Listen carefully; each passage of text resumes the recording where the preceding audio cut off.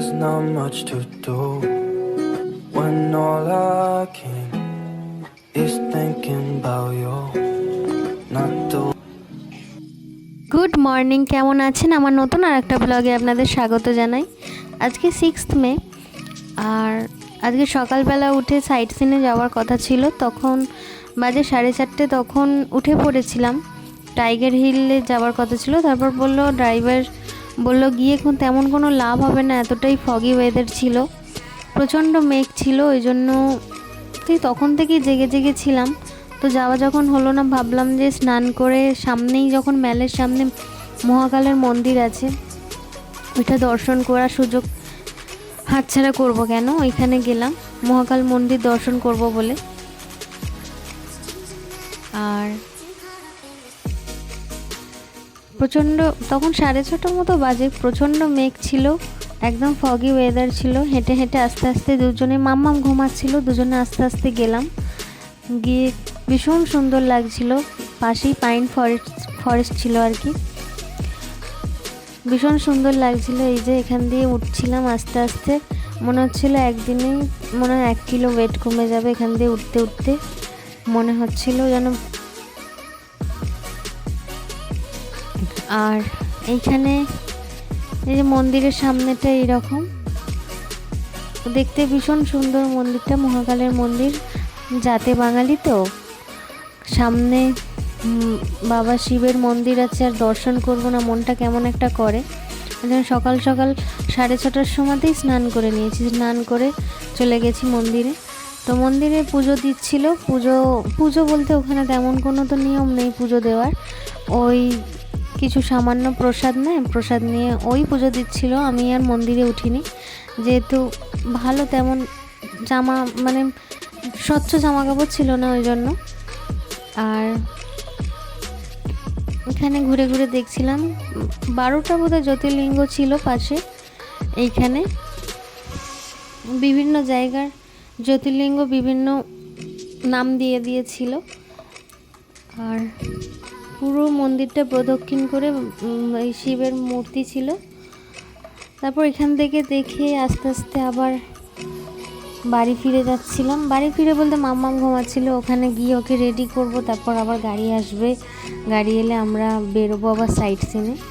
Tiger হিলটা ওখানে বাদ দিয়েছিলাম, কিন্তু দেখার ইচ্ছা আছে, পরে হয়তো যখন সাইট সিন হবে তখন পরে দেখব। আর এই যে এখানে ভবতারিণীর মন্দিরও ছিল, এখানে জায়গাটা ভীষণ সুন্দর, পাহাড়ের ওপর, ভীষণ ভালো লাগছিল গিয়ে একটু বসে। সবাই ছিল ওখানে, হনুমানজি ছিল, রাম ছিল, সবাই ছিল।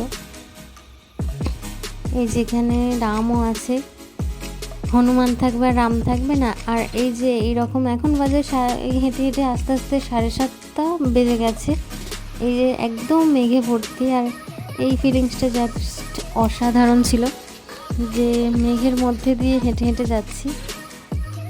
যারা গেছেন তারা তো জানেনই, এই ফিলিংসটা খুব সুন্দর, মেঘের মধ্যে দিয়ে, মেঘের ভিতর দিয়ে হেঁটে হেঁটে যাওয়া আর কি।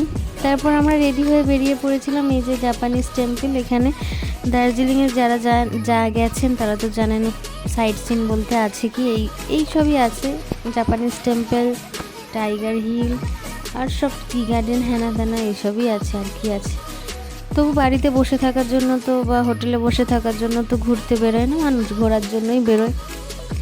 এই যে জাপানিজ টেম্পল, এখানে মনস্ট্রি। আর গাড়িটা যাচ্ছিল যেন মেঘের ভিতর দিয়ে। আসলে আমরা যখন গিয়েছিলাম প্রচণ্ড ফগি ওয়েদার ছিল, আর এইখানে আমাদের এখানে বৃষ্টি হচ্ছিল তখন, ওই জন্য বোধহয় ওখানে অত মেঘ ছিল ওপরে, আর ভীষণ ঠান্ডাও ছিল। মে মাসে এত ঠান্ডা হবে ভাবতে পারিনি, বেশ ভালো, অনেক ঠান্ডা ছিল। গাড়ি নিয়ে যখন যায় একদম কাঁচ খোলাই যাচ্ছিল না। আর এই যে টাইগার হিল, এখন বাজে 11টা, 11:30 তো বাজে। টাইগার হিলের অবস্থা এখনও এইরকম, কিছু দেখা যাচ্ছে না, শুধু ধোঁয়া, মানে মেঘ, শুধু মেঘ। তো রাস্তায় হালকা বৃষ্টিও এসেছিল। এই যে, আর এটা বোধহয়, এটা সেই বাতাসিয়া লুপ, হ্যাঁ বাতাসিয়া লুপ। এটা আশেপাশে ফুল হয়ে আছে, খুব সুন্দর। আর এখানেও মেঘে ভর্তি, ওই যে মেঘগুলো উড়ে উড়ে ভেসে ভেসে যাচ্ছে। কোনো জায়গাতেই বেশি টাইম দিইনি, খুব কম টাইমের মধ্যে যেগুলো দেখা যায় সেগুলো দেখে আমরা ওখান থেকে বেরিয়ে এসেছি। কিন্তু রাস্তায় এত জ্যাম ছিল, বাড়ি ফিরতে সেদিন 5টা বেজে গিয়েছিল, তাও সব কটা স্পট আমরা দেখতে পারিনি। রাস্তায় এতটাই জ্যাম ছিল, কারণ এত লোক দার্জিলিংয়ে গেছে এখন বলার মতো না। ড্রাইভার আর কি বলছে এত ভিড় আমরা অনেক দিন দেখিনি। এই যে এটা টি গার্ডেন, এখানকার পাহাড়, এই যে পাহাড়ের ঢালে যে টি গার্ডেন হয় ওইগুলো, তার থেকেও সুন্দর লাগছিল। ওই যে একটা মেঘ আসছে, মানে নিচে থেকে আসছে আর কি, আমরা মেঘের থেকেও ওপরে আছি। আমরা ছোট থেকে সব সময় দেখে এসেছি অনেক উঁচুতে মেঘ, আমরা কখনো ছুঁতে পারবো না, কিন্তু এখন আমরা মেঘের থেকেও ওপরে। আর রাস্তা দিয়ে যখন গাড়িগুলো আমাদের যাচ্ছিল, জানলা দিয়ে মেঘগুলো আমাদের এতে ঢুকে আসছিল গাড়ির ভিতর। এটা একটা আলাদাই ফিলিংস। যারা গেছেন তারা তো সবাই জানেন, এটা নতুন করে বলার কিছু নেই। আর এখানকার কুকুরগুলো, এটা ভাল্লুক না কুকুর বোঝা মুশকিল, কিন্তু কুকুরগুলো এখানকার ভীষণ সুন্দর। এই যে তাই ওদের একটা ক্লিপ না নিলাম, আমাদের কাছেই ছিল। আর এখন সন্ধেবেলা বাড়ি এসে ফ্রেশ হয়ে বেরিয়েছিলাম। এটা দার্জিলিংয়ের ম্যালের অবস্থা, কিচ্ছু কাউকে দেখা যাচ্ছে না, সামনে থেকে সামনে তাকে দেখা যাচ্ছে না। আর খাওয়া দাওয়া হয়ে গেছে। আর এটা জানলা থেকে, আমাদের হোটেলের জানলা থেকে তোলা, যেন তারাদের দেশ নিচেটা, আর আমরা অনেক উঁচুতে আছি। আসলে লাইটগুলো জ্বলছিল বাড়ির, খুব ভালো লাগছিল, আর মনে হচ্ছিল তারাদের দেশে আছি। তো ঘুমিয়ে পড়ি, টাটা।